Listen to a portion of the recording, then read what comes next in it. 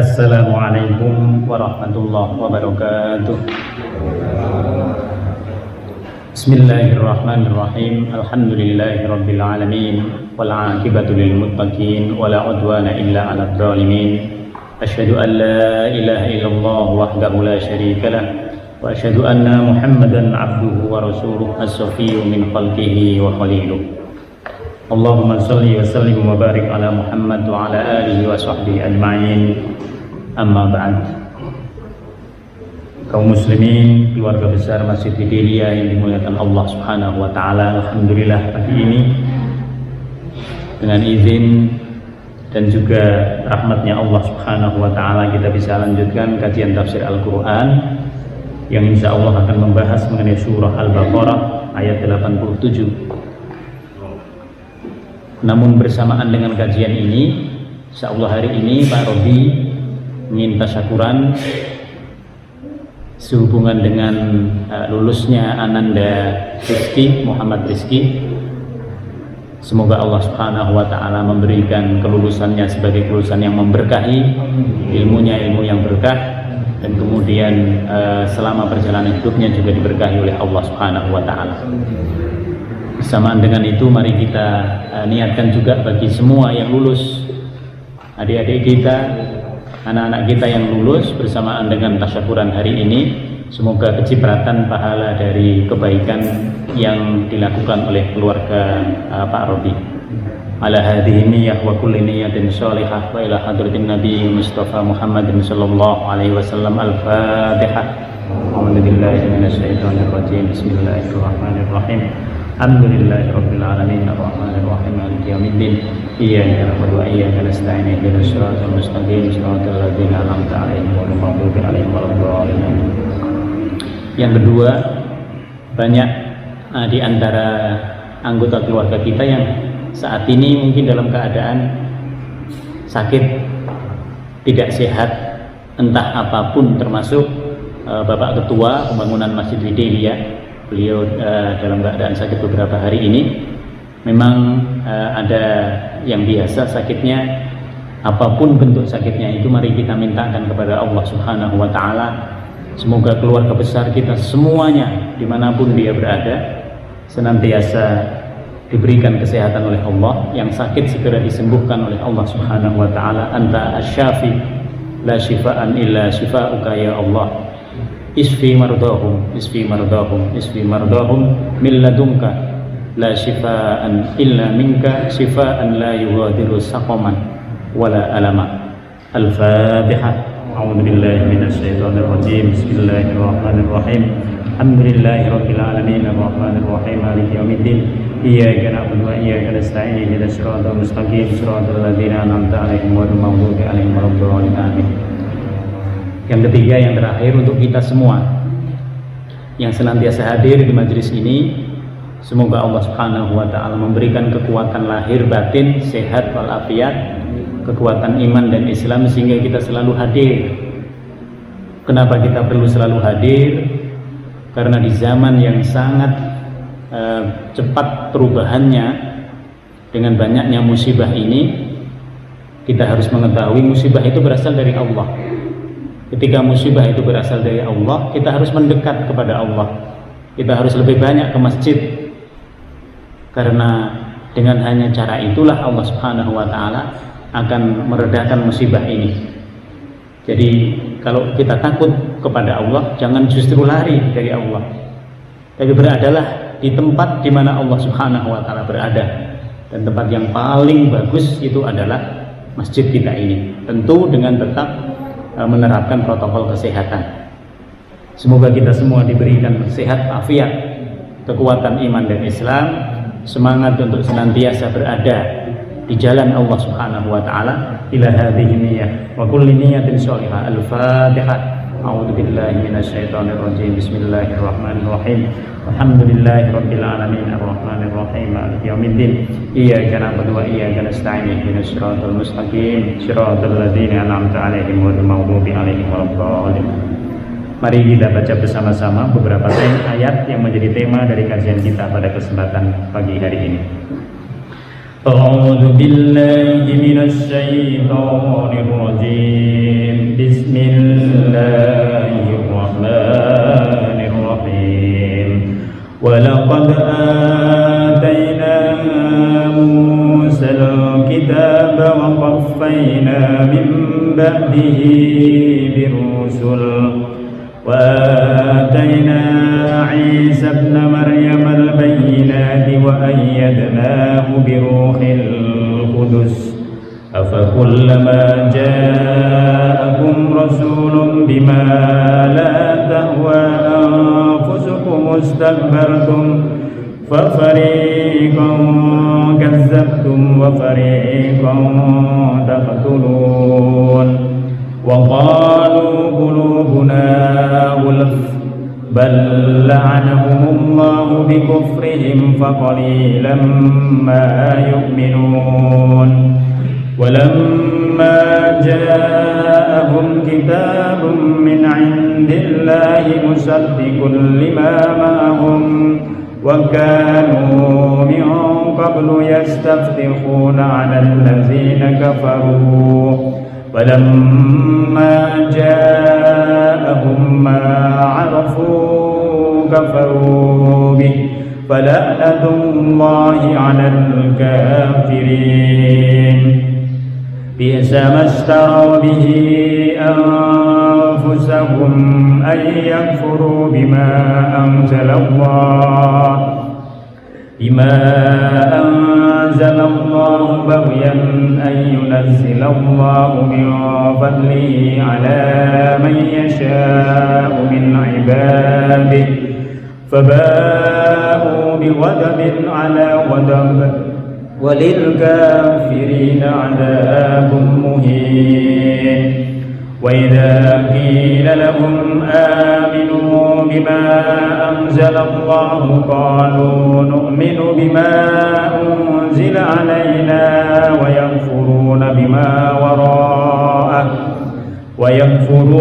بما وراءه وهو الحق مصدقا لما معهم قل فلما تقتلون أنبياء الله من قبل إن كنتم مؤمنين ولقد جاءكم موسى بالبينات ثم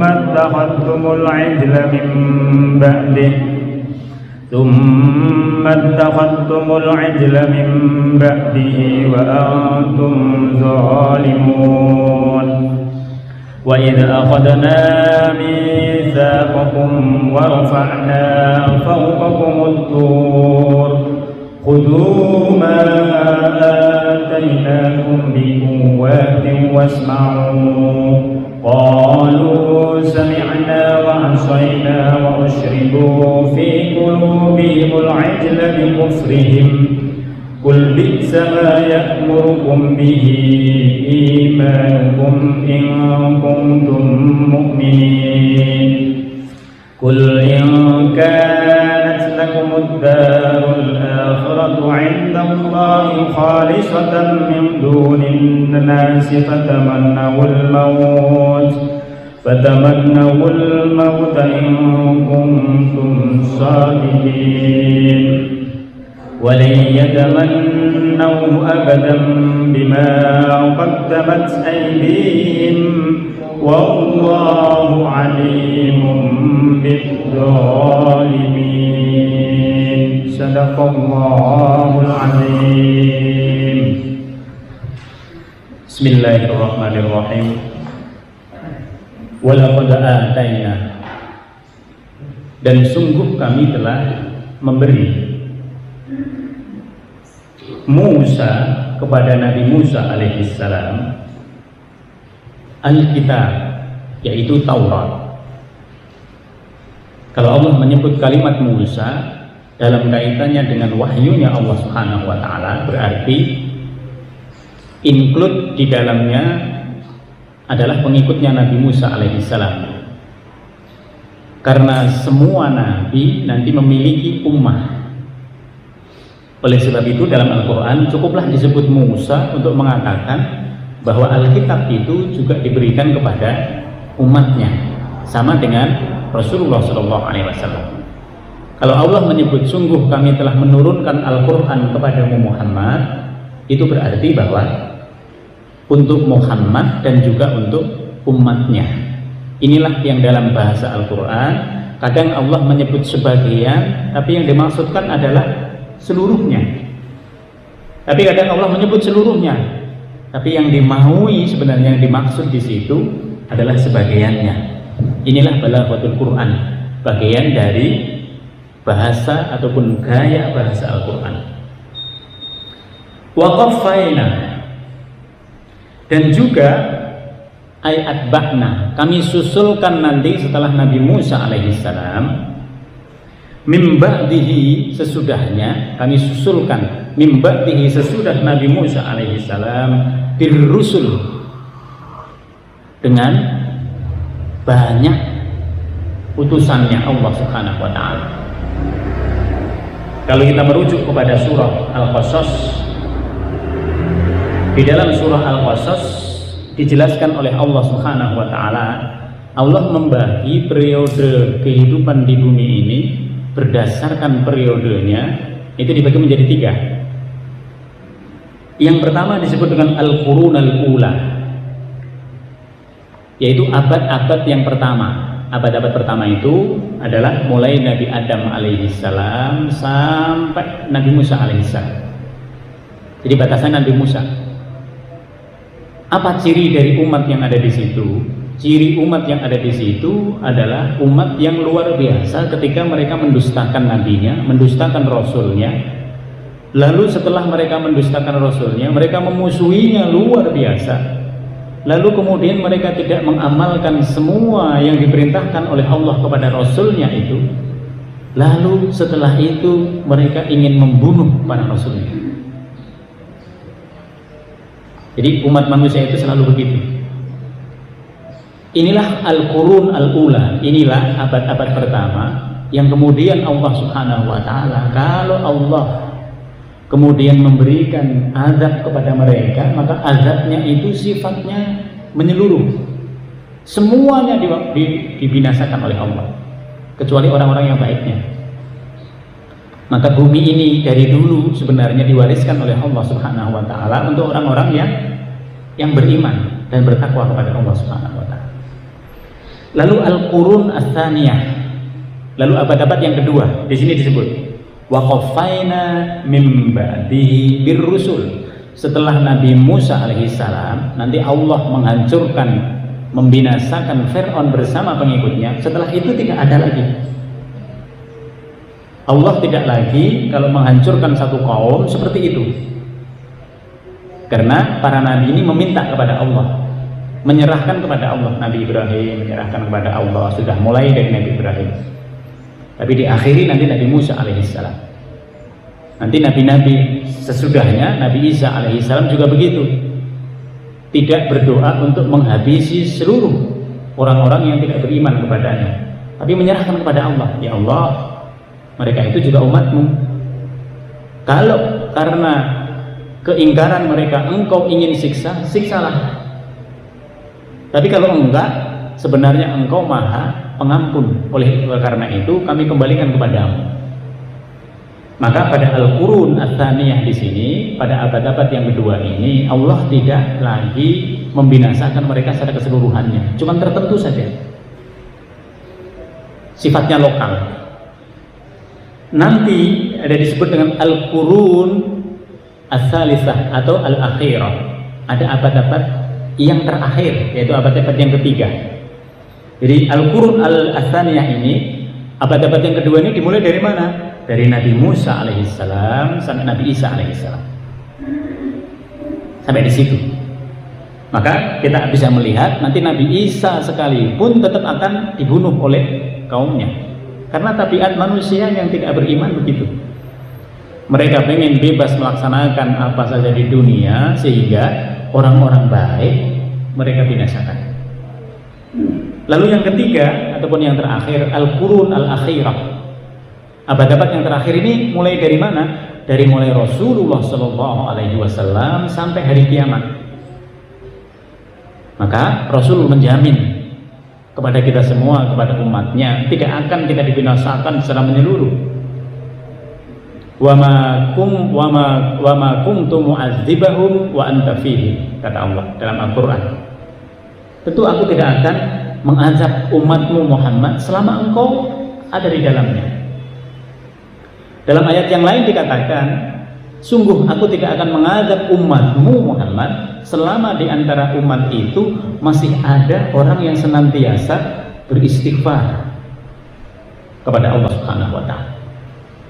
Jadi dalam keadaan yang seperti ini, kita memang harus memperbanyak istighfar. Istighfar kepada Allah, karena istighfar itu menghancurkan apa yang ada, menumbuhkan yang baik, yang baru. Jadi penyakit itu sesungguhnya dia bisa diatasi dengan beristighfar kepada Allah Subhanahu wa taala. Oleh karena itu, kita harus memperbanyak istighfar. Maka di sini waqafaina min ba'dihi birrusul. Berapa tahun ini? Ribuan tahun. Jadi Nabi setelah Nabi Musa alaihissalam sampai Nabi Isa alaihissalam ini jumlahnya sangat banyak. Ribuan nabi. Tapi di antara ribuan itu tidak berhasil. Tidak ada satupun syariat yang berhasil nanti diikuti oleh seluruh umatnya itu sebagaimana umat Nabi Muhammad SAW. Kemudian setelah itu Allah Subhanahu wa taala menegaskan, wa ataina Isa ibn Maryam al-bayyinat, dan kami berikan kepada Nabi Isa alaihissalam, Isa bin Maryam, al-bayyinat. Al-bayyinat di sini diartikan sebagai bukti-bukti kebenaran dari Allah Subhanahu wa taala. Bukti dari kebenaran itu adalah mukjizat. Nabi yang paling banyak diberikan mukjizat oleh Allah adalah Nabi Musa dan Nabi Isa alaihissalam. Banyak sekali. Umatnya pengen apa diberikan oleh Allah Subhanahu wa taala mukjizat. Umatnya pengen apa diberikan, pengen apa saja diberikan. Tapi ternyata orang yang tidak beriman, walaupun sudah diberikan mukjizat seperti itu, iman sebentar nanti lalu ingkar. Kemudian, ini tabiat manusia. Jadi tabiat manusia itu sebenarnya pengen ngikutin hawa nafsunya. Termasuk di sini, waqafaina min ba'dihi birrusul. Kenapa perlu banyak rasul? Karena semua manusia ketika dia tidak ada petunjuk agama, dia akan ngikutin maunya dia sendiri. Semuanya. Jadi semua manusia begitu tabiatnya. Oleh sebab itu ada orang-orang yang dalam beragama, karena dia tidak bisa membaca sumber dari yang asli dari agama itu, dia ngambil dari sumber-sumber yang lain. Dia pikir-pikir sendiri. Apa yang ada di situ dia anggap benar. Nah, di situ. Maka orang-orang yang seperti ini perlu merujuk kepada yang asli dari kita, Al-Quran sama As-Sunnah. Oleh sebab itu, kita harus selalu merujuk kepada ke situ. Kenapa kita perlu merujuk kepada situ? Karena itulah pedoman yang aslinya. Yang lain-lain itu tambahan. Yang lain-lain itu bisa berbeda-beda kita. Ini boleh, ini yang ini juga boleh, ini boleh. Silahkan dipakai semuanya. Tetapi yang pokoknya itu tidak boleh. Dia berbeda. Sholat misalnya, sholat subuh pada waktu subuh, sholat zuhur pada waktu zuhur, sholat subuh 2 rakaat, sholat zuhur 4 rakaat, nggak bisa dirubah. Tapi ada hal-hal yang di situ kita bisa perdebatkan, yang dua-duanya bisa benar. Yang satu membaca usolli, yang satu nggak baca usolli, tidak masalah dia. Yang satu membaca bismillah, yang satu nggak baca bismillah, tidak ada masalah dia. Yang satu baca kunut, yang satu nggak baca kunut, tidak masalah dia, karena dia furu'. Nah, di sini. Oleh sebab itu, jangan persoalkan yang furu'nya, tapi berdayakan yang pokoknya. Nah, di situ. Ketika kita ini kalau kita kiaskan kepada kita, ketika kita ini sudah tidak berada dalam kumpulan orang-orang yang mengkaji Al-Quran dan As-Sunnah, kita juga akan begitu. Kita akan membenarkan apa yang kita lakukan. Ah, kita udah begini kok, kita udah begini kok, kita udah begini kok. Menurut yang itu boleh kok, menurut di situ. Setan itu selalu mencari memberikan jalan kepada kita kira-kira untuk membenarkan yang kita lakukan apa? Ini adalah tabiat manusia. Tapi ketika kita berada dalam kumpulan orang-orang yang di dalamnya mengkaji Al-Quran sama As-Sunnah, kita menjadi tahu, oh ini ternyata nggak boleh, ini nggak boleh. Nggak boleh. Ya walaupun tadi kita menganggapnya itu kayaknya boleh-boleh saja. Nah seperti itu. Ini yang disebut dengan waqaffaina min ba'dihi bil rusul. Allah penting untuk selalu menurunkan para rasul, ribuan utusan itu diutus oleh Allah Subhanahu wa taala agar membawa manusia kepada jalan yang benar. Yang kedua, manusia itu menjadi tidak benar bukan hanya karena hawa nafsunya saja. Tapi karena syaitan sangat menginginkan agar manusia senantiasa keluar dari jalannya Allah. Orang udah baik-baik, setan maunya nggak di situ. Nggak di situ. Orang udah betul-betul taat, setan maunya nggak begitu. Oleh karena itu, setan tidak berhenti menggoda manusia. Maka musuh yang paling nyata yang tidak kelihatan oleh kita adalah setan. Oleh sebab itu, karena sekarang sudah tidak ada Rasulullah SAW yang ditinggalkan oleh beliau yang harus kita pegangi Al-Quran dengan As-Sunnah. Setelah Allah menurunkan banyak sekali mukjizat kepada Nabi Isa alaihissalam, dan ternyata mukjizat itu tidak berhasil membuat umatnya bisa mengikuti seluruhnya, wa ayyadnahu biruhil qudus, sampai-sampai Allah Subhanahu wa taala wa ayyadnahu, Allah memperkuat mukjizat yang diberikan oleh Allah kepada Nabi Musa itu dengan Roh Kudus. Apa itu Roh Kudus? Roh Kudus itu malaikat Jibril. Jadi salah kalau menganggap Roh Kudus itu adalah Nabi Isa alaihissalam. Nah di sini ini terjadi pembelokan. Yang aslinya Roh Al-Qudus itu adalah malaikat Jibril alaihissalam, nanti dibelokkan menjadi Nabi Isa alaihissalam. Jadi setiap kali kemanapun Nabi Isa alaihissalam selalu yang menjadi backupnya itu adalah Jibril. Mau apa Jibril. Nah di sini sampai seperti itu. Untuk apa ini tujuannya? Untuk memberitahukan kepada kita umat Islam, walaupun sudah seperti itu, manusia itu tetap tabiatnya itu tidak mau mengikuti petunjuknya Allah Subhanahu wa taala. Oleh sebab itu beruntung kalau kita ini dilunakkan hatinya oleh Allah Subhanahu wa taala, diberikan kesempatan ketika kita sudah berumur 40 tahun, kecenderungan kepada agama itu bagus. Kalau udah umur 40 tahun kecenderungan kepada agamanya itu tidak bagus, bahaya ini. Nah di sini. Afakullama ja'akum rasulun, apakah setiap kali datang kepada kalian utusannya Allah, bima la tahwa anfusukum, yang di situ tidak sesuai dengan keinginan kalian. Rasul memerintahkan kita kepada kita semua untuk amar ma'ruf nahi munkar, untuk tidak berbuat zalim, untuk tidak berbuat aniaya, tapi kita berbuat aniaya. Maka orang-orang yang berbuat aniaya tidak akan mau langsung ngikutin apa yang diperintahkan oleh Rasul. Sehingga orang-orang yang sudah berbuat aniaya inilah nanti yang menjadi penentang para Rasul. Jadi mereka nentang dulu. Ternyata setelah nentang nggak ada pengaruh dalam kehidupan mereka, nggak ada pengaruh dalam perniagaan mereka, nggak ada pengaruh, langsung nggak ada. Lalu setelah itu apa yang terjadi? Istakbartum, lalu mereka menyombongkan diri. Kan banyak orang yang begitu. Saya tanpa saya harus beriman kepada Allah, justru saya hidup. Coba. Saya misalnya, kan banyak orang yang begitu. Tanpa saya harus mengimani Allah, tanpa saya harus beristighfar kepada Allah, tanpa saya harus masuk Islam, saya tetap perniagaan saya masih jalan semuanya. Nah di sini. Jadi istakbartum, mereka menyombongkan diri.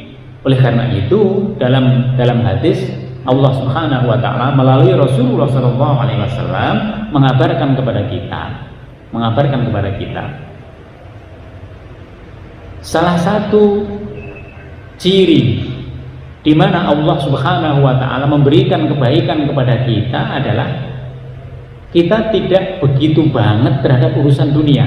Dunia penting, tapi ketika harus pada saat tertentu kita harus berhubungan dengan akhirat, dunia yang kita miliki itu menjadi ringan untuk dilepas. Sebaliknya, kalau Allah Subhanahu wa taala menghendaki orang itu dalam keburukan, maka kecenderungan kepada dunianya itu semakin tua semakin bertambah, semakin tua semakin sulit untuk melepaskan dunia. Maka pada ayat ini Allah Subhanahu wa taala mengingatkan kepada kita, biasanya orang-orang yang sombong ini karena secara finansial dia merasa cukup, maka dia sombong, berani nanti memusuhi Rasul. Nah, di sini fa fariqan kadzabtum wa fariqan taqtulun. Sebagian dari mereka mendustakan Rasul. Siapa ini? Orang-orang yang lemahnya. Karena dia lemah, karena dia tidak mau bisa berhadapan langsung dengan Rasul itu, maka biasanya mereka, ya udah kita nggak usah ikutin aja. Nggak bener itu yang dia omongin. Fafari kontak turun. Sebagian lagi yang menyombongkan diri tadi nanti bersekutu dengan orang-orang yang sama. Kita bunuh aja ini. Maka Imam Al-Marwazi mengatakan Nabi Zakaria dan Nabi Yahya itu adalah dua di antara nabi, di antara beberapa nabi yang lain yang berhasil dibunuh oleh kaum Bani Israel. Jadi jangan dikira Nabi itu nggak bisa dibunuh. Mereka dibunuh, Nabi Zakaria, Nabi Yahya dibunuh. Nanti ada banyak nabi-nabi di kaum Bani Israel itu yang berhasil mereka bunuh. Yang tidak berhasil mereka bunuh siapa? Yang tidak akan berhasil mereka bunuh adalah Rasul Ulul Azmi. Siapa Rasul Ulul Azmi? Nabi Nuh alaihissalam. Sudah mau dibunuh, tidak akan bisa. Allah yang akan menyelamatkan. Nabi Ibrahim alaihissalam sudah dibakar, bukan hanya dimasukkan ke penjara, sudah dibakar dia. Tapi ternyata nggak mati dengan dibakar itu. Coba, diselamatkan oleh Allah Subhanahu wa taala. Tidak ada yang bisa menyelamatkan seperti itu kecuali Allah. Yang ketiga, kemudian Nabi Musa alaihissalam sudah dikejar oleh Fir'aun, sudah dikatakan oleh mereka bakal mati nanti habis ini. Bahkan umatnya Nabi Musa alaihissalam sampai berkata, kita nggak ada jalan lain lagi. Tapi ternyata Allah memberikan jalan. Nabi Isa alaihissalam sama, dikejar-kejar, dibunuh dia. Tapi Allah Subhanahu wa taala mengangkatnya ke langit. Yang mereka salib itu bukan Nabi Isa alaihissalam. Nabi Muhammad sallallahu alaihi wasallam kurang bagaimana? Coba. Semua kabilah yang ada di situ sepakat kalau membunuh Muhammad, bunuh bersama-sama. Orang-orang hebatnya di antara perwakilan kabilah itu yang mendatangi tempat Nabi Muhammad sallallahu alaihi wasallam sebelum beliau hijrah. Karena kalau satu orang yang membunuh kena hukum qisas. Tapi kalau rame-rame yang membunuh, semua kabilah yang membunuh, tidak ada hukum qisas. Nah, di sini. Tapi ternyata tidak akan bisa. Inilah para rasul ulul azmi yang senantiasa dilindungi oleh Allah Subhanahu wa taala. Maka nanti orang-orang yang kuat di antara orang-orang kafir akan membunuh. Nah, sekarang juga terjadi. Jadi jangan dikira orang-orang yang seperti ini tidak ada lagi. Cuman modelnya berbeda. Nah, di sini ada yang mendustakan melalui media-media, nggak bener. Ada yang membunuh karakternya, ada yang sengaja membunuh secara fisik. Waqalu, lalu orang-orang ini di antara dua kelompok ini, mereka kemudian beralibi, qulubuna gulf. Hati-hati kami ini sudah tertutup katanya dari hidayahnya Allah Subhanahu wa taala. Jadi mereka beralibi, mereka cari alasan. Ya, kita kan memang udah begini kata dia. Padahal kalau mereka mau itu mereka mau, Allah masih memberikan kesempatan kepada semua orang untuk berubah. Kenapa mereka tidak mau berubah? Ini. Yang pertama, karena sudah saking banyaknya kekufuran, sehingga mereka nggak bisa keluar dari kekufuran itu. Yang kedua, mereka tidak enak kepada kawan-kawannya yang lain. Kalau saya keluar gimana dong? Nah, di situ kita bisa melihat Abu Thalib, pamannya Nabi Muhammad SAW. Tidak bisa dia untuk ngikutin Muhammad, tidak bisa. Kenapa? Bagaimana nanti pandangan dunia? Bagaimana pandangan orang-orang Quraisy terhadap saya? Jadi yang ingin dipertahankan adalah kedudukan dia di dunia. Nah, di sini. Itulah yang membuat kenapa orang-orang yang sudah berbuat kezoliman yang sangat banyak sulit untuk keluar dari situ. Untuk mendapatkan petunjuk dari Allah Subhanahu wa taala sulit, dikasih nasihat baik selalu tidak bisa diterima, tapi begitu nasihat yang buruk lalu yang masuk justru yang itu. Maka mereka katakan banyak orang-orang yang sudah di luar jalannya Allah sudah mengatakan, ya kan kita kan orang-orang yang biasa-biasa saja, kita kan orang-orang yang sudah tertutup hatinya, karena memang sudah disebut oleh Allah Subhanahu wa taala. Kenapa mereka tertutup? Yang menutup itu sebenarnya diri mereka sendiri, akibat dari perbuatan mereka. Maka di sini mereka beralibi, waqalu qulubuna ghulaf. Hati kami ini memang tertutup, kalau hati mereka terbuka. Jadi dibuat candaan. Allah menyatakan, tidak. Mereka itu tertutup hatinya disebabkan oleh perbuatan mereka. Mereka itu tertutup hatinya disebabkan oleh pilihan mereka. Jadi kita sekarang ini banyak sekali orang yang nggak mau kemana-mana, udahlah pokoknya saya di rumah aja. Nah, di sini nggak akan banyak dapat hal. Nanti di sini. Oleh sebab itu perlu kita memang lebih mendekat ke masjid-masjidnya Allah Subhanahu wa taala. Bala'anahumullah. Allah tidak menutup hati mereka kecuali itu berdasarkan apa yang telah mereka pilih. Kecuali mereka itu memang sudah berbuat sedemikian itu yang tidak memungkinkan lagi bagi mereka lalu mendapatkan hidayah. Allah tinggal ngikutin aja. La'anahumullah. Orang-orang yang seperti ini adalah orang-orang yang dilaknat oleh Allah Subhanahu wa taala. Apa itu dilaknat? Laknat itu kita dimurkai oleh Allah Subhanahu wa taala. Kita dilaknat itu Allah nggak menyukai orang yang seperti ini. Kalaupun dia diberikan kesempatan untuk hidup di dunia, kehidupannya itu tidak ada satupun yang memberikan nilai-nilai kebaikan buat orang lain. Ini yang disebut dengan Allah melaknat mereka. Bala'anahumullah bikufrihim, disebabkan oleh kekufuran mereka. Jadi tadi kan mereka menganggap, oh saya punya banyak harta juga nggak mati, nggak kena virus corona. Saya punya banyak harta juga karena saya nggak iman juga tetap punya. Ketahuilah bahwa mereka disegerakan oleh Allah Subhanahu wa taala kenikmatan-kenikmatannya itu di dunia. Sehingga kenikmatan-kenikmatan yang mereka nikmati itu adalah gambaran dari azab yang akan diberikan oleh Allah Subhanahu wa taala nanti di akhirat. Maka dia diuji, diberikan semua kenikmatan dunia. Tapi dengan kenikmatan dunia itu mereka masih tidak bisa membuka pikirannya, membuka mata hatinya, mereka akan diazab nanti oleh Allah Subhanahu wa taala nanti di akhirat. Faqalilam ma yu'minun. Maka sedikit sekali di antara orang-orang yang seperti itu yang kemudian sadar lantas menjadi iman kepada Allah Subhanahu wa taala. Sedikit sekali. Biasanya yang sedikit seperti ini karena ada satu kebaikan yang bisa membawa mereka untuk mendapatkan petunjuk. Contoh, kita bisa melihat di Mekah itu ada seorang budak, Khabbab bin Al-Aras, sama dengan budak yang lain. Dia tidak memiliki kemampuan apa-apa. Tapi dia melihat bahwa apa yang dilakukan oleh orang-orang Quraisy ini tidak benar kezalimannya. Lalu dia berpikir, masa dunia harus berjalan begini terus? Pasti nanti pada suatu saat akan berubah. Akhirnya berubah.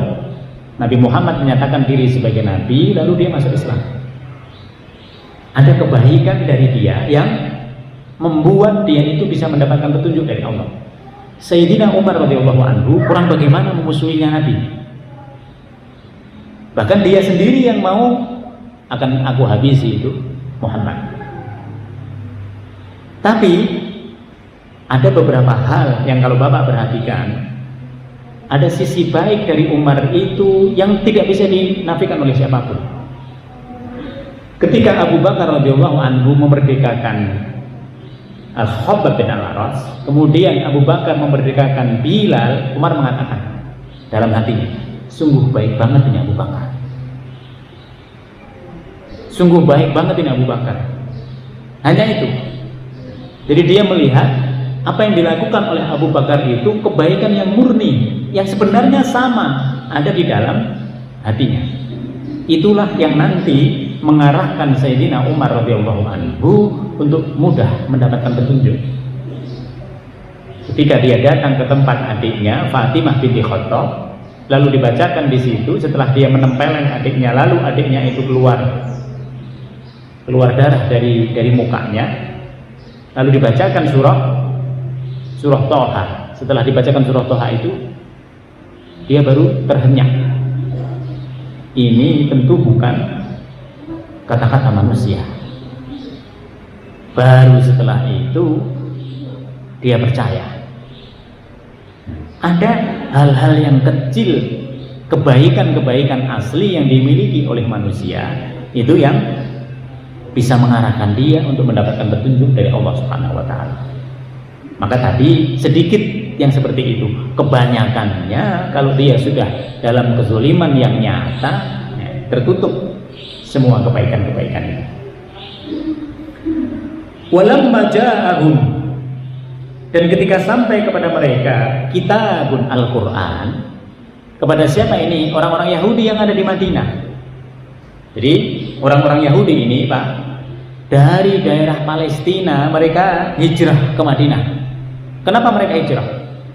Karena di dalam Taurat, di dalam Injil disebutkan nanti akan datang seorang nabi yang terakhir yang membenarkan apa yang ada dalam Taurat, yang membenarkan apa yang ada dalam Injil, yang meluruskan kembali agama Nabi Ibrahim alaihissalam.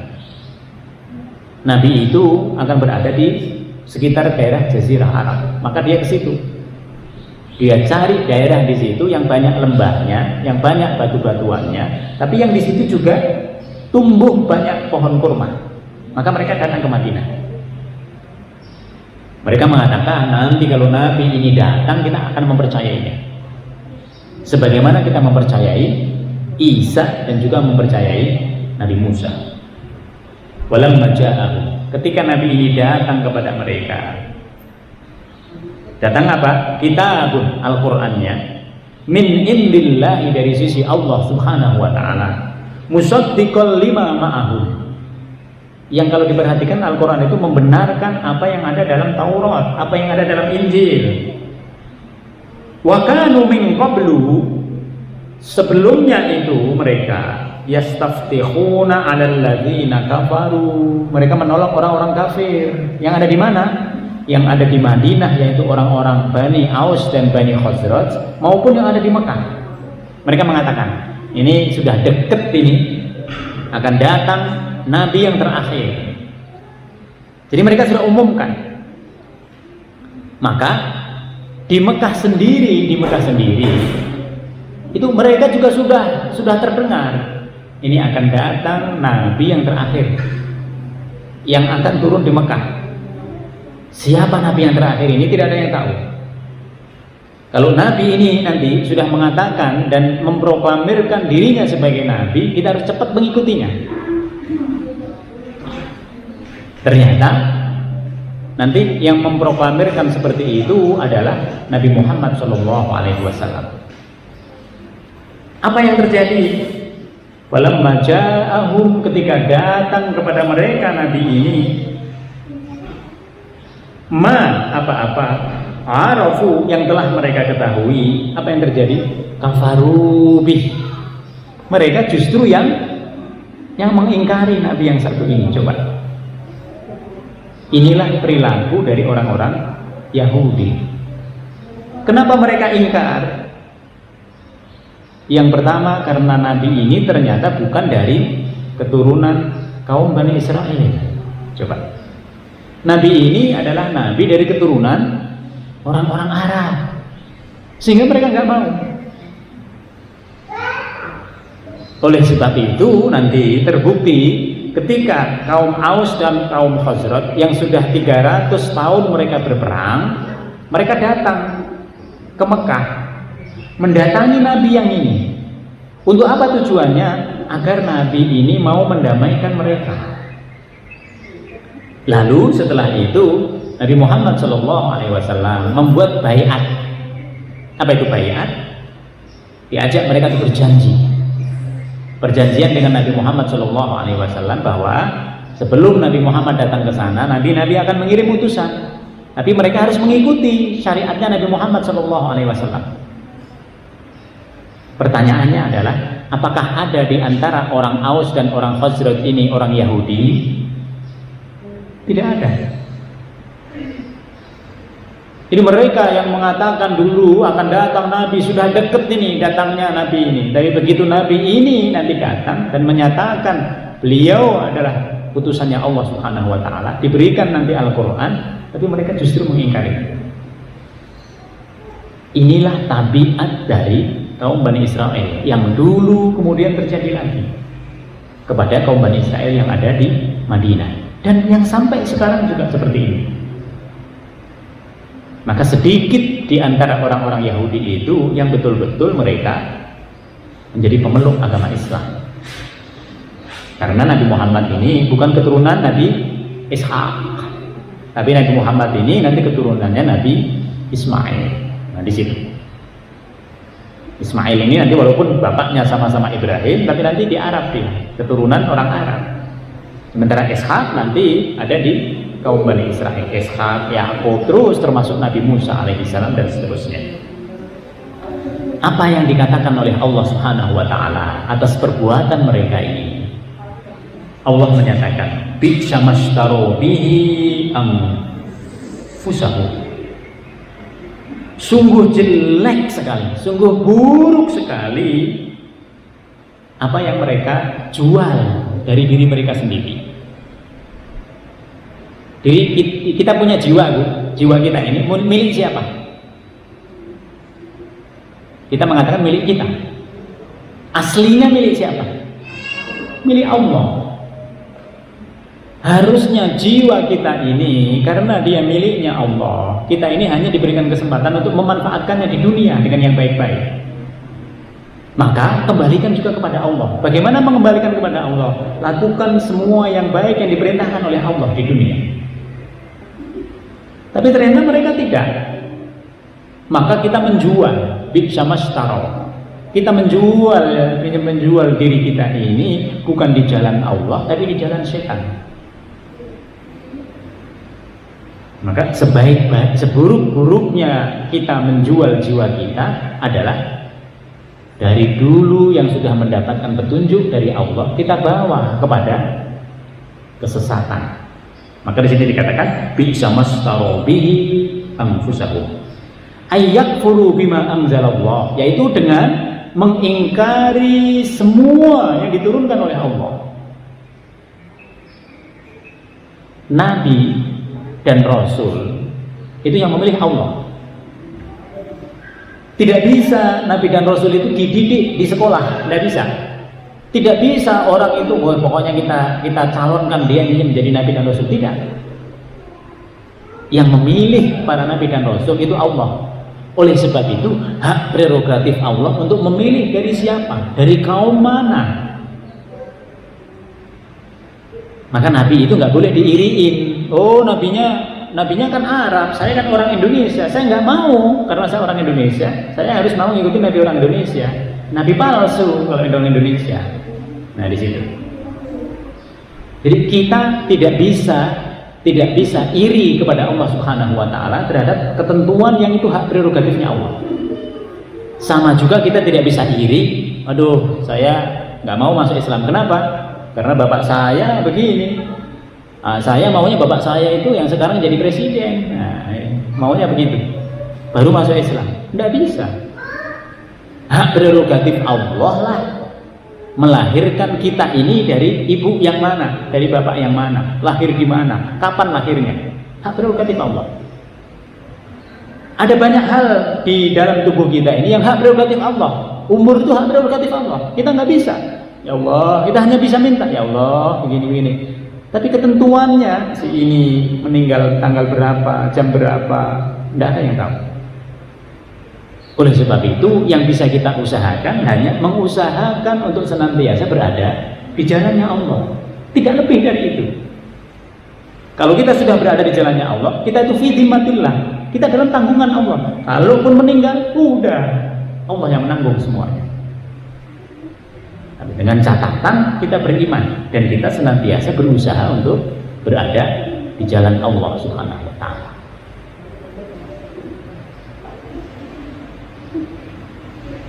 Maka pada ayat ini dikatakan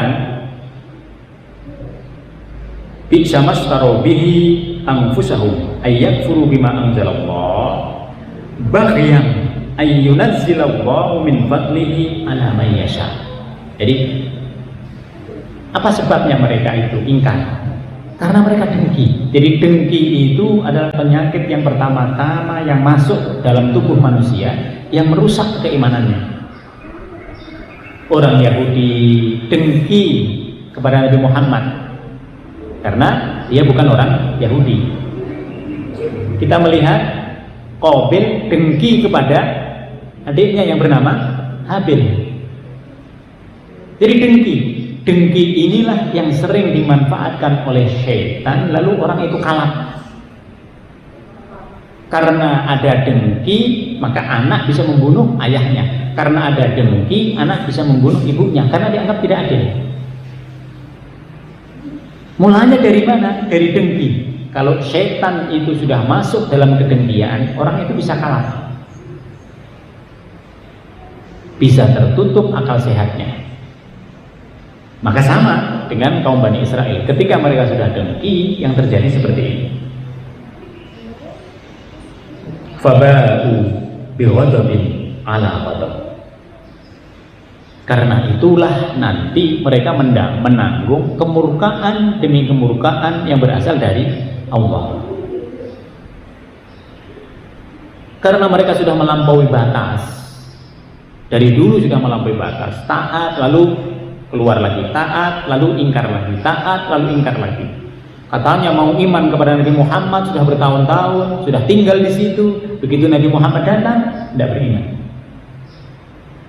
Maka Allah mengatakan, "Faba'u bighadabin min Allah." Kalau Allah murka kepada orang yang seperti ini, murkanya itu berlipat.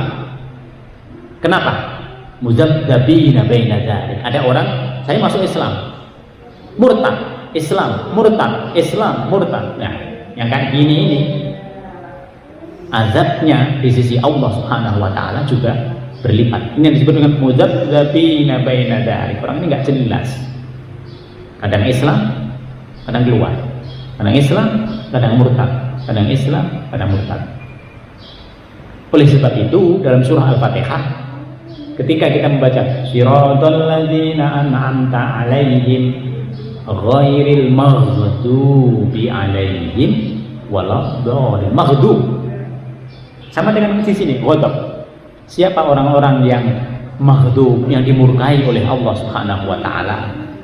Orang-orang Yahudi. Kenapa? Iman enggak, iman enggak, iman enggak. Kalau diberi nikmat yang banyak, mereka beriman. Giliran diberikan kesulitan, mereka enggak beriman. Padahal kesulitan dan juga kesenangan itu dua hal yang lazim ada di dunia. Kebahagiaan dan kesedihan itu dua hal yang lazim ada di dunia. Dua-duanya harus kita sabari. Kalau lagi banyak harta, sabar dengan bisa menggunakannya di jalan Allah. Kalau tidak banyak, sabar. untuk tetap bisa bertahan. Nah, di sini maka dikatakan faba'u bil ghadabin ala ghadab walil kafirina adzabun muhin. Dan nanti bagi orang-orang yang ingkar seperti ini, mereka akan diberikan apa? Azab oleh Allah Subhanahu wa taala, muhinun, yang menghinakan. Kenapa menghinakan? Jadi azab ini bermacam-macam. Ada azab yang besar, azabun adim. Ada azab yang muhin, azab yang menghinakan. Kenapa menghinakan? Karena dulu ketika dia hidup di dunia menghina-hina dia, menghina orang-orang yang beriman. Oleh sebab itu, karena mereka menghina dalam kehidupan di dunia, memusuhi para nabi, kadang ingkar, kadang iman. Nah, di sini. Nanti kalau diberikan kesulitan, mereka mendekat kepada nabi. Kalau sudah diberikan kesejahteraan, mereka nggak mau ngikutin nabi, mereka memusuhi nabi. Ini yang disebut dengan menghina. Jadi karena mereka nanti menghina orang-orang yang beriman dalam kehidupan di dunia, maka azab yang diberikan oleh Allah Subhanahu wa taala itu juga menghinakan mereka. Maka tadi kami sebut, kalaupun mereka diberikan oleh Allah Subhanahu wa taala jabatan, kalaupun mereka diberikan oleh Allah Subhanahu wa taala kekayaan itu adalah gambaran dari kehinaan yang akan mereka terima nanti di akhirat.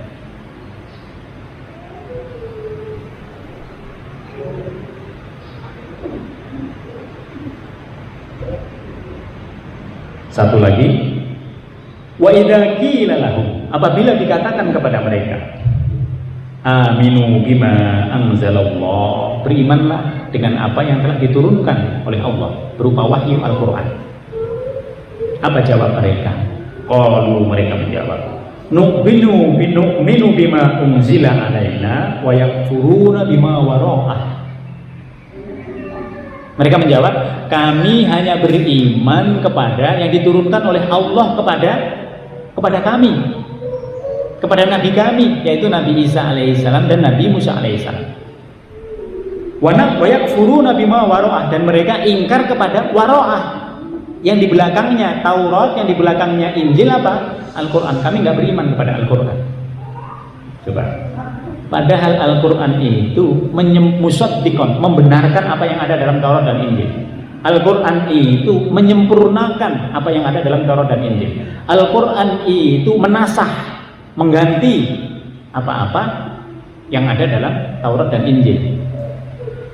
Maka tidak ada lagi kitab yang bisa dipegangi oleh umat manusia setelah Allah menurunkan Nabi Muhammad SAW kecuali Al-Quran. Yang lain tidak. Yang betul-betul berasal dari wahyunya Allah hanya Al-Quran. Yang lain tidak. Yang lain itu buatannya manusia. Maka yang lain tidak bisa dihafal. Tidak ada yang hafal Injil, tidak ada yang hafal kitabnya Buddha, tidak ada. Hanya Al-Quran. Wahwal haq. Dan yang datang kepada Nabi yang terakhir itu Al-Quran itu hak. Hak itu apa? Sesuatu yang datang dari Allah. Jadi, sesuatu yang datang dari Allah itu hak. Wahwal haqqu mir rabbikum.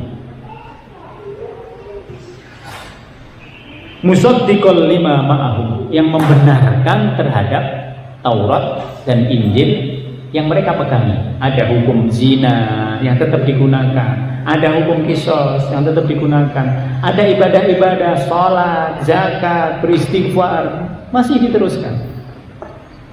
Karena sebenarnya nabi-nabi ini hanya berbeda dalam syariat.